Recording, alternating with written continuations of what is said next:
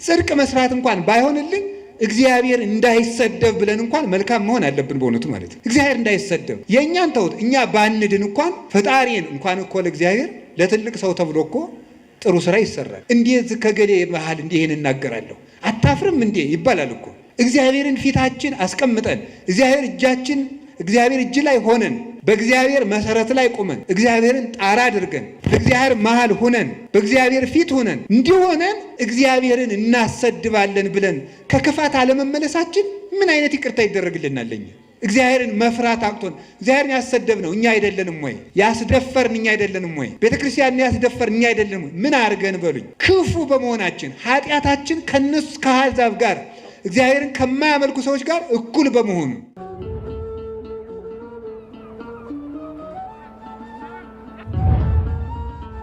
በስመ አብ ወወልድ ወመንፈስ ቅዱስ አሐዱ አምላክ። በስመ አብ ወወልድ ወመንፈስ ቅዱስ አሐዱ አምላክ። በስመ አብ ወወልድ ወመንፈስ ቅዱስ አሐዱ አምላክ።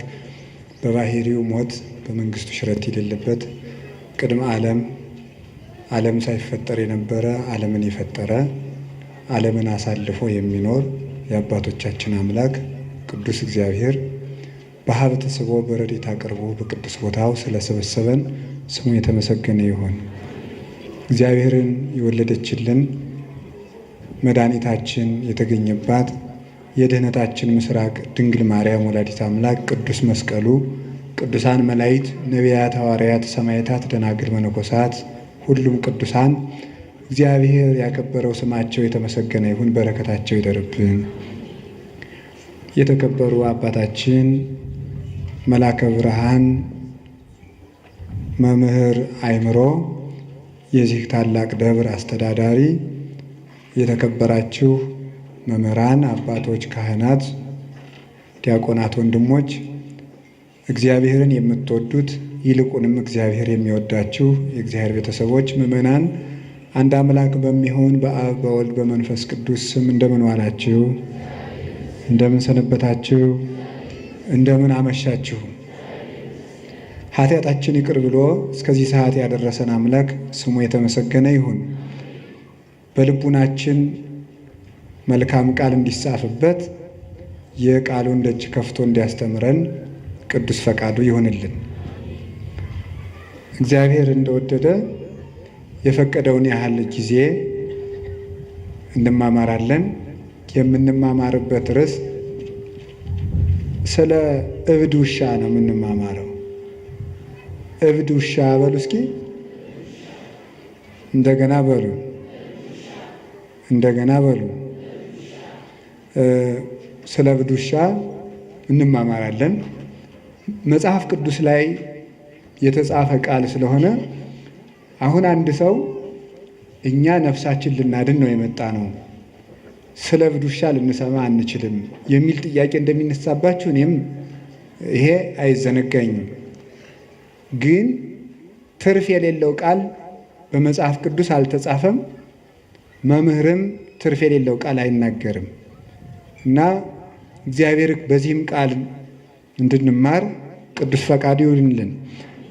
ሐሳቡን እብድ ውሻ ብሎ አታገኙትም።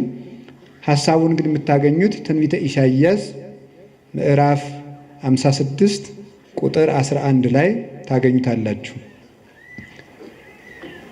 እሙንቱ ከመ አክልብት እለ ኢይጸግቡ፣ እነሱ እንደማይጠግብ ውሻ ናቸው።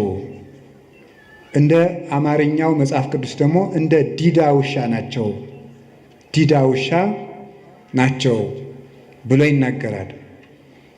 የማይጠግብ ውሻ፣ ዲዳ ውሻ ተብሎ ተነግሯል። እንደዚህ ተብሎ የተነገረላቸው እነማን ናቸው? እኛስ ከዚህ ለመዳን ምን ማድረግ አለብን የሚለውን ነው የምንማማረው። እንግዲህ ስለ ውሻ ተፈጥሮ በቅዱስ መጽሐፍ የተጻፈውን ጥቂት ነገር እነግራችኋለሁ። ውሻ በቤተ ክርስቲያን ለብዙ ትርጉም ነው የሚውለው። በሰይጣን ይተረጎማል። ከሃይማኖት ባፈነገጡ ወንድሞቻችን ወይም ከፍለው በሚያምኑ መናፍቃን በእነሱ ይተረጎማል። በሰይጣን ይተረጎማል። በቅዱሳንም ይተረጎማል ውሻ ማለት ነው። በምዕመናንም ይተረጎማል ውሻ። እንደዚህ ያስባለውን ምን እንደሆነ ነግራችኋለሁ። በቅዱሳን ሲመሰል ውሻ በቅዱሳን ሲመሰል አንድ መልካም ጠባይ አለው። ልሳነ ከለባቲከ ላይ ለጸላይቱ፣ የውሾችህ አንደበት በጠላቶችህ ላይ ነው ይላል ቅዱስ ዳዊት። የውሾችህ አንደበት በጠላቶችህ ላይ ነው ይላል። ውሾችህ የሚለው እግዚአብሔርን ነው። እግዚአብሔር ውሻ አለው እንዲህ ብሎ ሰው ያስባል። በእርግጥ የፈጠራቸው ውሾች ሁሉ የእግዚአብሔር ናቸው። እግዚአብሔር ከፍጥረት ወገን አክብሮ ያልፈጠረው የለም። ሁሉም ለተፈጠረበት ዓላማ መልካም ነው። አንዱ ግን ያንዱን ጠባይ ሲወስደው ግን መልካም አይደለም። ውሻ በራሱ ተፈጥሮና በራሱ ዓለም መልካም ፍጡር ነው። ሰው ግን የውሻን ጠባይ ሲወስደው ደግሞ ልክ አይደለም። ለምሳሌነት የሚሆነውን መልካሙን ግን እንወስደዋለን። የውሻ መልካም ጠባዩ ጌታውን ያውቃል፣ የጌታውን ቤተሰቦች ያውቃል፣ ንቁ ሆኖ ቤት ይጠብቃል፣ በመዓዛ የመለየት ጸጋ አለው። ውሻ ጠላትም አያስገባም። አዲስ አበባ ያሉት ውሾች ግን ለዚህ ምሳሌ አይመቹም። ጅላጅል ናቸው። ምንም ወዳጅም ጠላትም አይለዩም። የአዲስ አበባ ውሻ ዝም ብሎ ለጅልነት የተሰበሰበ ነው። እና እነዚህ ውሾች እነማን ናቸው ሲባል ቅዱሳን አባቶቻችን ነው። ውሾች የተባሉ በቅዱስ ዳዊት አነጋገር ሙሴና አሮን ናቸው። ውሻ የጌታውን ቤት ታምኖ እንደሚጠብቅ እነሱም የጌታቸው የእግዚአብሔርን ቤት ሳይመቻቸው የጠበቁ ናቸው። ውሻ ሰው ባረፈበት ሰዓት፣ በማይመች ሰዓት በሌሊት ጦር ይወረወርበታል፣ ድንጋይ ይወረወርበታል፣ ሌላም ነገር ይደረግበታል። በዚያ ሰዓት ግን ለሰዎች ቤዛ ሆኖ መከራ እየተቀበለ ሲጮህ ቤት ሲጠብቅ ለሰዎች እረፍት ሰጥቶ ያድራል። ልክ እንደዚህ ሙሴ አሮን በማይመች አገር፣ በማይመች ቦታ፣ በማይመች ንጉሥ መሃል የማያምን ንጉሥ ብቻ አይደለም፣ የሚያምኑት ሲወለዱ ወንዝ የሚወረውር ጨካኝ ንጉሥ ባለበት ጊዜ የእግዚአብሔርን ብርሃን በሥጋቸውም በነፍሳቸውም ይዘው ለጨለመበት ሕዝብ ያበሩ የነበሩ ለጌታቸው የታመኑ ናቸው። በማያምንና የንጉሥ ከባድነቱ አለማመኑ ብቻ አይደለም፣ እንዳያምኑ እንቅፋት ሲሆን ደግሞ ሌላ ችግር ነው። እንዳያምኑ እንቅፋት ከመሆን በላይ ደግሞ የሚያምኑትን የሚገድል ከሆነ ደግሞ ሌላ ችግር ይሆናል ማለት ነው። በዚህ መካከል ሃይማኖትን መጠበቅ ታማኝ ውሻ ያሰኛል። ውሻ መጀመሪያ ሲጮህ ለራሱ እየፈራ ነው የሚጮኸው። ታውቃላችሁ ይሄንን? ውሻ እኮ ቤት ለመጠበቅ ብሎ ጮህ አያውቅም። ውሻ የሚጮኸው ፈርቶ ነው የሚጮኸው። ለራሱ መጮህ ይጀምርና ለራሱ የጮኸው ለቤት ይሆናል። ቅዱሳን መጀመሪያ ተጋድሎ ሲጀምሩ ለራሳቸው ነው የሚጋደሉት። ወዮልኝ ለእኔ ነፍሴ በእግዚአብሔር ፊት ስትቆሚ ምን ትመልሻለሽ? ቅድመ መኮንነ ጽድቅ እያፍሮ ለባይል በይንተ ብኢሉ፣ ባለጸጋውን ስለ ባለጸጋነቱ የማያፍር ድሃውን ድሃ ነህ ብሎ አይፈርድለትም፣ መልካም ከሰራ ብቻ ይፈርድለታልና። በዚያ ዳኛ ፊት በቆምሽ ጊዜ ምን ትመልሽለታለሽ እያሉ መጀመሪያ ለራሳቸው ይጋደላሉ። ለራሳቸው የሚጋደሉት ተጋድሎ እግዚአብሔር በእነሱ ላይ ካሰፈረው ብርሃን የተነሳ ለዓለም ሁሉ የሚተርፍ ይሆናል። እንዲህ ብሎ መድኃኒታችን እንደተናገረ ከማውቄ ይብራ ብርሃንክሙ በቅድመ ሰብእ፣ እንዲሁ ብርሃናችሁ በሰው ፊት ይብራ። ወያቱ ማይቶተ ከማንብርዋ ታይተከፈር፣ ብርሃንን ወይም መቅረዝን ከታች እንቅብ ሊደፉባት አያበሯትም። አላ ያነብርዋ ዲበ ተቋማ ወታበር ለኩሉ፣ መቅረዝን መብራትን ከመቅረዟ ላይ አስቀምጠው ለሁሉ እንድታበራ ያደርጓታል እንጂ። እንዲሁ ክርስቲያኖችን ቅዱሳንን እግዚአብሔር በራሳቸው ክብር ብቻ ሰውሮ አያስቀራቸው። እንዲገለጡ ብርሃናቸው ለሰው እንዲተርፍ ያደርጋቸዋል። ለነሱ ከበራላቸው በኋላ በእግዚአብሔር ብርሃን ከታተሙና በዚህ ከተቀደሱ በኋላ ለሌላው ይተርፋሉ እና ተራቡም ተጠሙም፣ ተናቁም ተከበሩም፣ ተደመጡም አልተደመጡም የጌታቸውን ቤት የሚያገለግሉ ቅዱሳን ታማኝ ውሾች ይባላሉ። በማይሰማ ሕዝብ መሃል አሁን እኮ ተመልከቱ፣ ንጉሡ ከሃዲ ሕዝቡም ከሃዲ ሲሆን ችግር ነው። አሮንና ሙሴ ታማኝ ውሾች ያሰኛቸው ከዚህ የተነሳ ነው። ንጉሡ ከሃዲ፣ እስራኤልም ከሃዲ ናቸው። ወደ ፈርዖን እንዳይሄዱ ሕዝብ ይዘው ወጥተዋል። ደግሞ የእግዚአብሔር ሆኖ የፈርዖን አይኮንም። ሕዝቡ ደግሞ የባስ ዱባ ብንበላ የሚሻለንን ከነበርንበት ሀገር አወጣችሁ በረሃብ አስበልታችሁ ልንቀሩ ነው ብሎ አንገተ ደንዳና የሆነ ጨካኝ ሕዝብ ነው። እንዲያውም አባታችን ርዕሰ ነቢያት ሙሴ አንድ ቀን እንዲህ ብሏል፣ ይሄንን ሕዝብ በውኑን የፈጠርኩትን ተው፣ እግዚአብሔር ሆይ ተው፣ ሕዝቡን አትቅሰፍ። ሰው ራሱ አንተን ያመሃል አለ። ያመሃል ይሄ ሕዝብ ጣዖት እያመለከ ስታስቸገረኝ ላጠፋው ነው ቢል እግዚአብሔር ተው፣ አንተን ያመሃል። እግዚአብሔር እንዳይታማ የሚቆረቆር ነበረ ሙሴ። ከዚያ ምን ብሎ ነው የሚቆረቆርለት? በረሃ አውጥቶ ሲያበላ ማብላት ሲያቅተው ጊዜ በመቅሰፍት ፈጃቸው ይለዋል። ስለዚህ መመገብ የማይችል ፈጣሪ ብለው ያሟል፣ ተው አትፍጃቸው ብሎ ለአምልኮቱ ተቆርቁሮ ድንጋይ ይዘው ሊወግሩት ለሚመኙ ሕዝብ ለነሱ ለእግዚአብሔር አምልኮት ይቀና ነበረ። እኛ ለእግዚአብሔር እንደው አሁን እግዚአብሔር ይታማል፣ እግዚአብሔር ይሰደባል ብሎ የሚያስብ ሰው አለ? ወበይንቲአክሙ ይጸርፉ ለአሕዛብ፣ አሕዛብ ላይ ለስመ እግዚአብሔር፣ በእናንተ ምክንያት አሕዛብ የእግዚአብሔርን ስም ይሰድባሉ ይላል ቅዱስ ጳውሎስ። አስቀድሞ ኢሳይያስ የተናገረው ነው።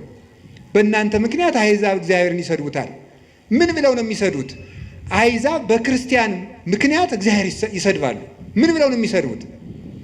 ክርስቲያኖች ኃጢአት የሚሰሩ ለምንድን ነው ተብሎ ሲጠየቅ አምላካቸው ኃጢአት የሚወድ ስለሆነ ይሆናላ ብለው ነው የሚሰዱት ማለት ነው።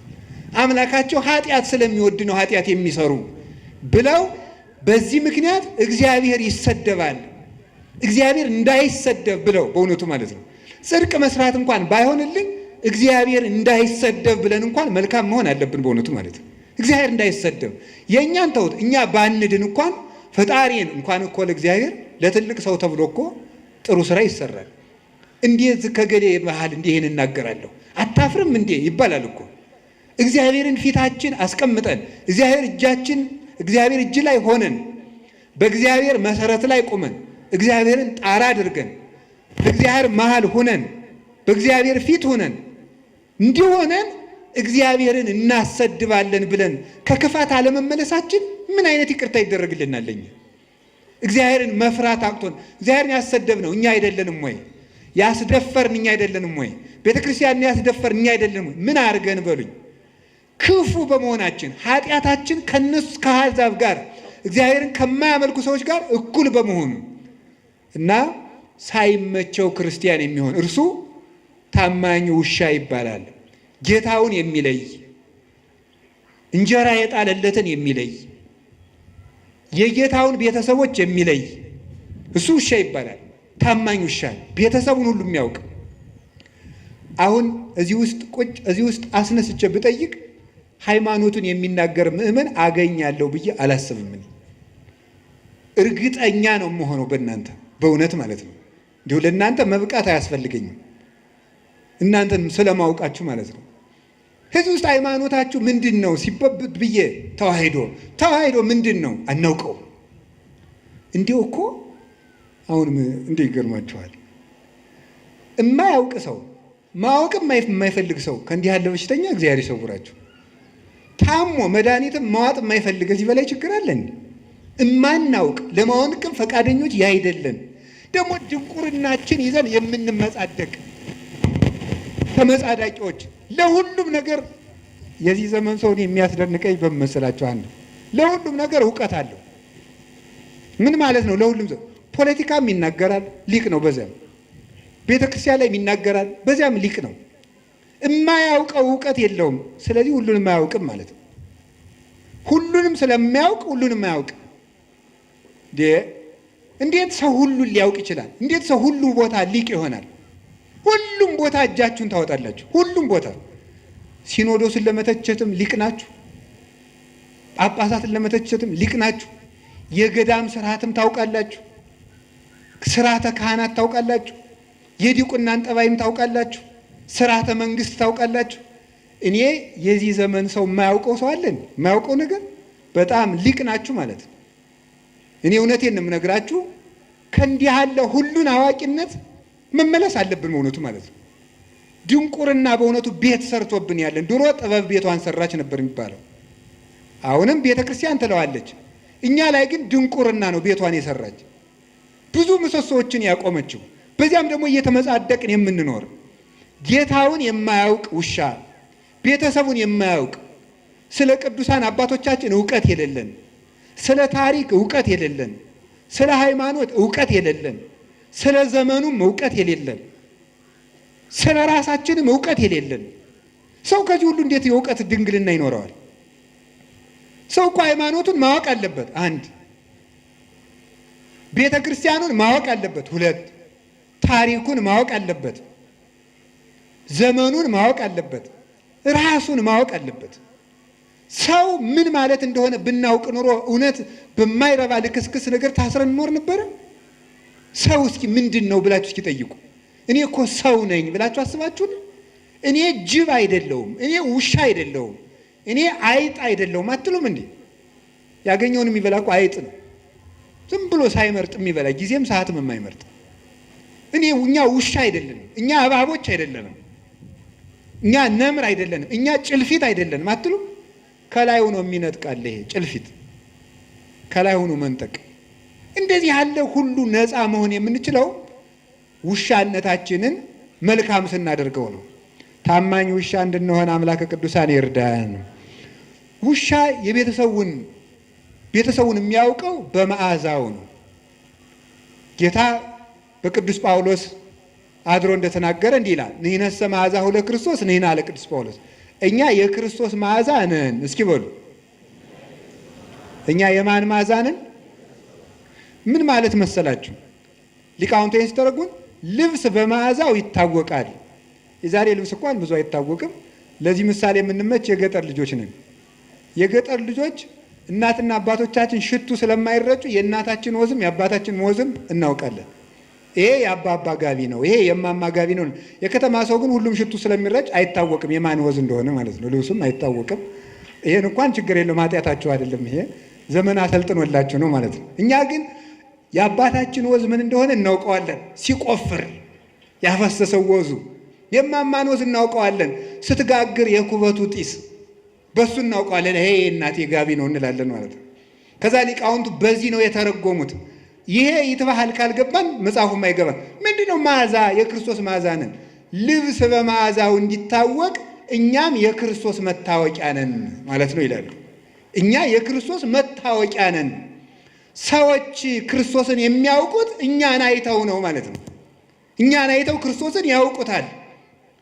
በሞቴ የማን መታወቂያ ናችሁ እናንተ? ኧረ በሞቴ ተባርፋችሁ ቁጭ በሉ። እንዴ ደፋሮች ናችሁ እናንተ። የክርስቶስ ትላላችሁ። አሁን እናንተ የክርስቶስ መታወቂያ ናችሁ። በዘፈናችሁ ነው የክርስቶስ መታወቂያ የምትሆኑት። በግርግራችሁ በተሳዳቢነታችሁ ነው የክርስቶስ የምትሆኑ። በእንቅልፋምነታችሁ በሆዳምነታችሁ ነው። ዛሬ ሰውዬ ሊሳደብ ነው የመጣ። እኔ ብትሉ ምን ጨነቀኝ፣ ነፍሳችሁ ትዳን እንጂ። ስለዚህ የማን መታወቂያ ነኝ? ሰው እኔን አይቶ ማንን የሚያየው? እኔን አይቶ ጋኔንን ነው የሚያይ? ክርስቶስን። በውሸታችን የማን መታወቂያ ነው? ያጋንንት። ውሸት የጋኔን ነው። በነገረ ሰሪነታችን የማን መታወቂያ ነው? ያጋንንት።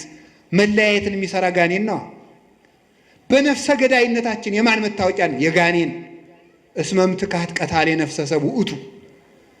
ሐሰትን አመንጭቱ። ዛሬ እኮ ሰት ምንድን ነው? የከተማ ሰው ኃጢአትን ሲያቻችል ምንድን ነው የሚለው? ኖርማል ነው የሚለው አይደለም።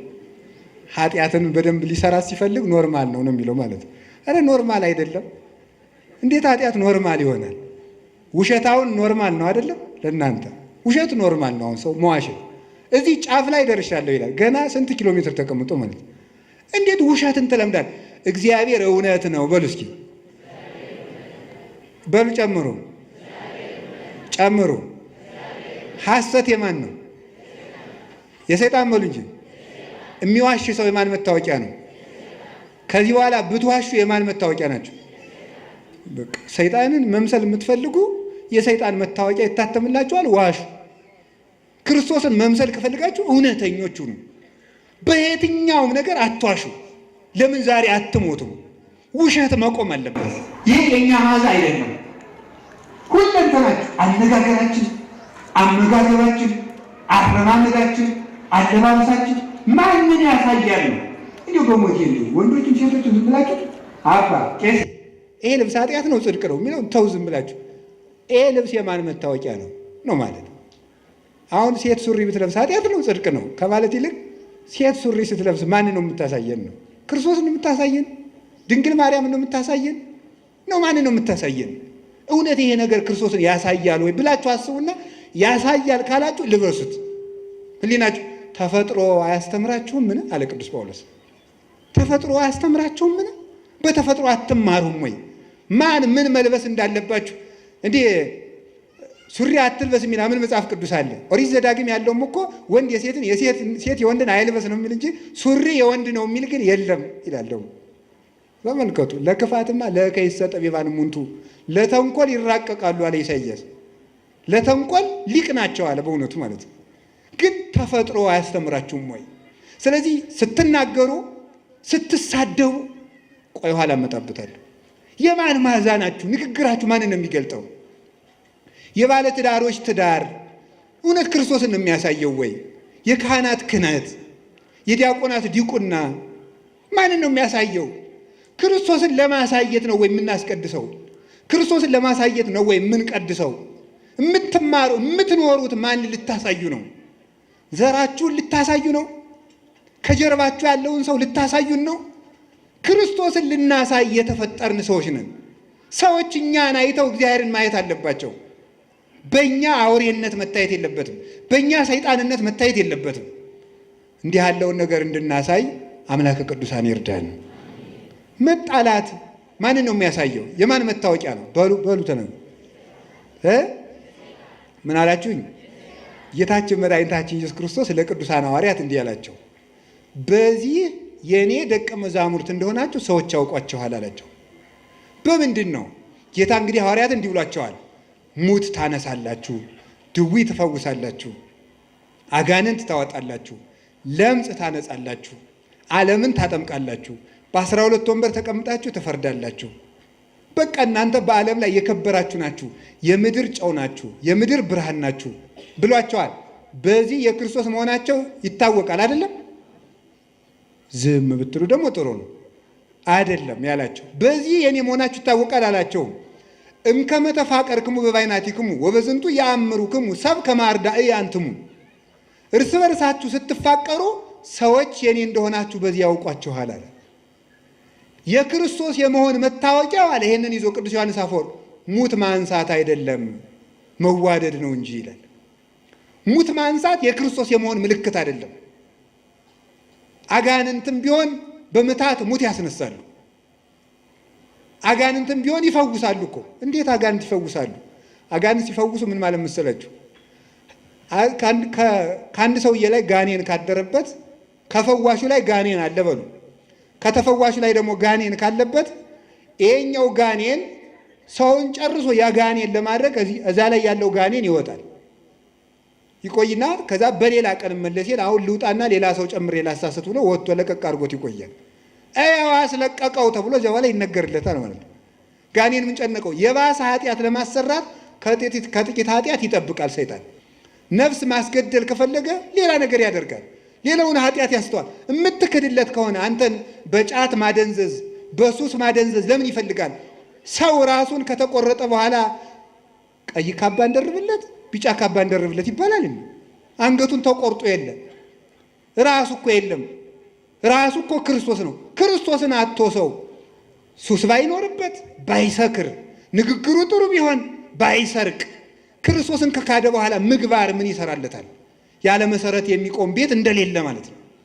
ስለዚህ ሰይጣን የባሰውን ኃጢአት ለማሰራት አንድ መፍትሄ ይሰጣል። የማይረባ መፍትሄ ቆይቶ ግን ይይዘዋል። ሳካት ምንድን የሚያደርገው መጨረሻ ላይ የፈወሰው ሰው ጥገኛና አጨብጫቢ ሆኖ እንዲቀር ያደርገዋል። የክርስቶስ ተከታይ አያደርገውም። መመኪያው ሁሉ ያ ፈወሰኝ የሚለው ሰው እንዲሆን አድርጎ ነው የሚያኖረው። ገንዘቡም ለዚያ እንደጨረሰ፣ ጉልበቱን ለዚያ እንደጨረሰ ይኖራል።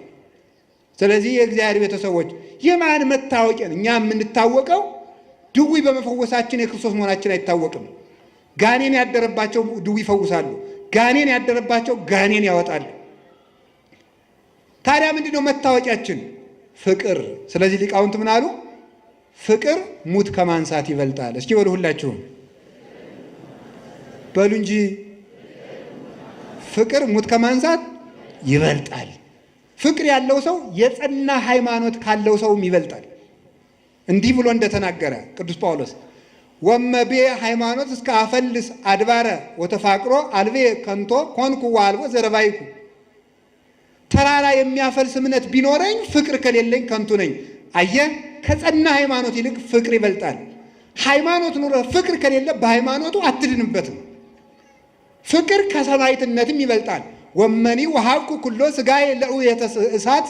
ተመልከቱ፣ ሥጋዬን እንኳን ለእሳት መቃጠል አሳልፌ ብሰጥ ፍቅር ከሌለኝ ምንም የምጠቀመው ነገር የለኝም። ወመኒ ወሀብኩ ኩሎ ንዋዬ ለምጽዋት፣ ገንዘቤን ሁሉ ለምጽዋት ብሰጥ ፍቅር ከሌለኝ ከንቱ ነኝ። ኮንኩ ከመከበሮ ዘይዘበጥ ወከመብርት ዘይነቁ፣ እንደሚንሿሿ ጸናጽል እንደሚመታ ከበሮ።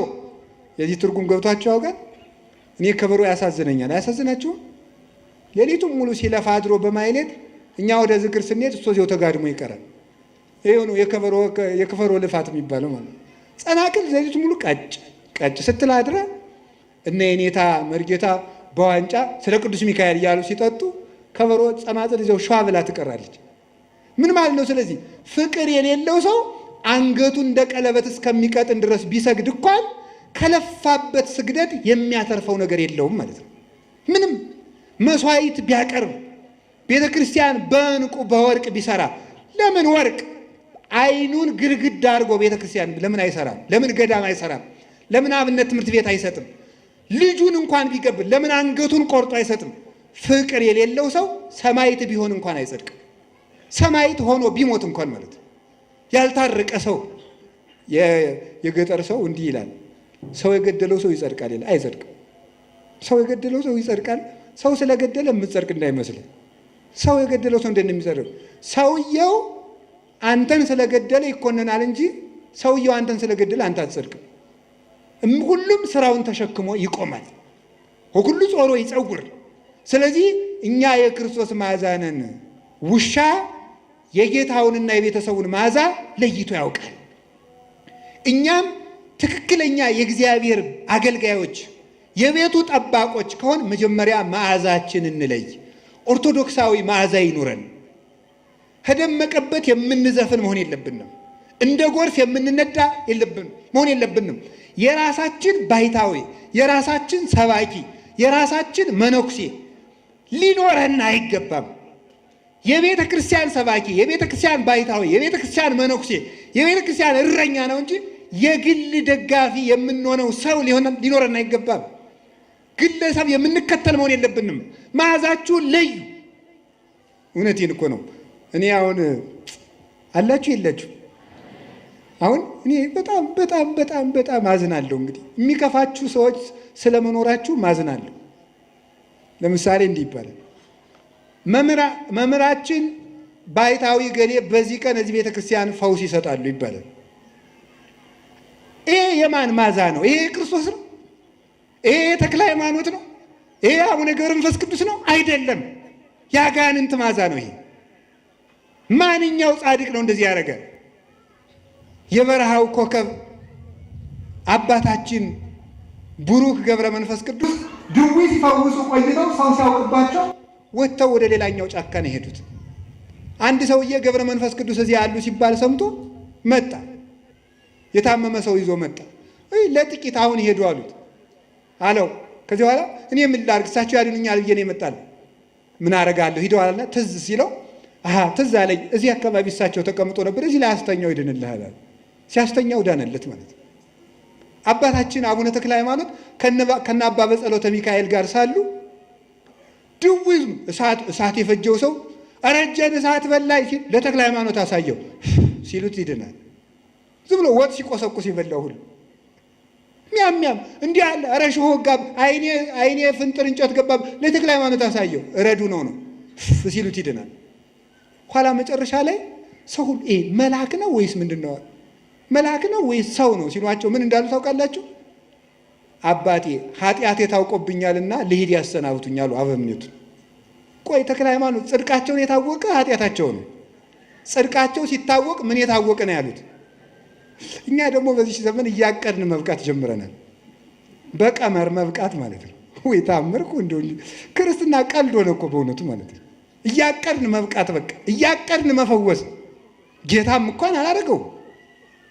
ኋላ ብለንስ ደግሞ ኧረ ተው እንዲህ አታድርጉ ተው ሲባል ደግሞ ሰሞኑን አንድ ባይታው እየተናገሩትን ልንገራችሁ። መቼስ እንግዲህ ደግሞ እናንተ የምትሉትን ማውቀዋለሁ በሉኝ። ቀንተህ በሉ ችግር የለም በሉ ችግር የለም በሉ መቀበል። ከዚያ ምን አሉ? ምንድን ነው መስሎ እንዲህ ተሳስተዋል እርስዎ። እሳቸው አጋንንትን ባጋንንትን የሚያወጡ ሐሰተኛ ባይታዊ ናቸው ካሏችሁ አሉ። እሺ በስራዬ መኑ በሏቸዋል። በማን መኑ? ወይ መድኃኒዓለም። በስራዬ መኑ ማለት የሚችል እኮ እግዚአብሔር ብቻ ነው። ክርስቶስ ብቻ እኮ ነው። ፍጡር እኮ ስራ አለኝ አይልም። እኔ ለተክለ ሃይማኖት በላይ አብነት የለኝም።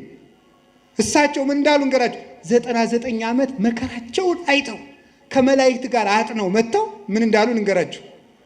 እኔ ዓለሙን አብርቼ ለራሴ ጨልሜ የቀረው ዓለምን አጣፍቼ ለራሴ አልጫውንኩ ስራ የሌለኝ ጎደሎ ነኝ። በፈጣሪ ፊት በቆምኩ ጊዜ ምን እመልስለታለሁ ነበር ያሉ። የዛሬዎቹ ደግሞ ስራዬን እመኑልኝ ይሉናል። እነዚህ ታናናሽ ክርስቶሶች ናቸው።